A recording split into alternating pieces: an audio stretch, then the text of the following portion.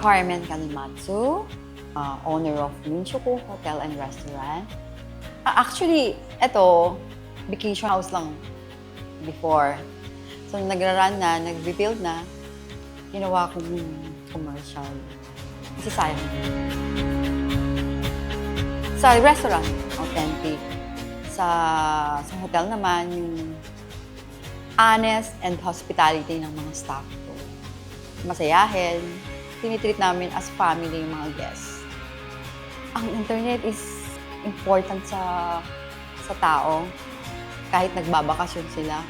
Especially yung mga vloggers, yung mga nasa laptop talaga yung trabaho. Hindi pwedeng mawala ng internet. Priority namin is guests. So kahit kami mag-struggle basta sa guests, hindi magre-reklamo. Okay na sa amin yun. Kaya lahat ng room, kailangan okay yung internet. Nakita namin to actually sa social media. And nag-ask rin kami sa mga kapitbahay kung okay yung Converge. Sabi naman nila okay naman. So, kaya.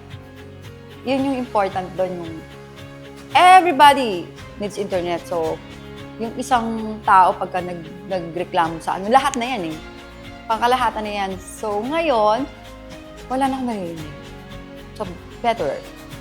Palagi kong ibinibilin sa kanila, wag hayaang unattended sila doon sa mga guests.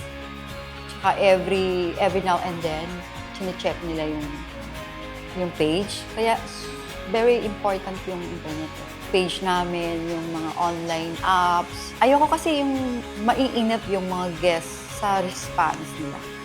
Important sa akin. Dito sa Minchoku, expect the good service, the yummy food. Authentic chocolate.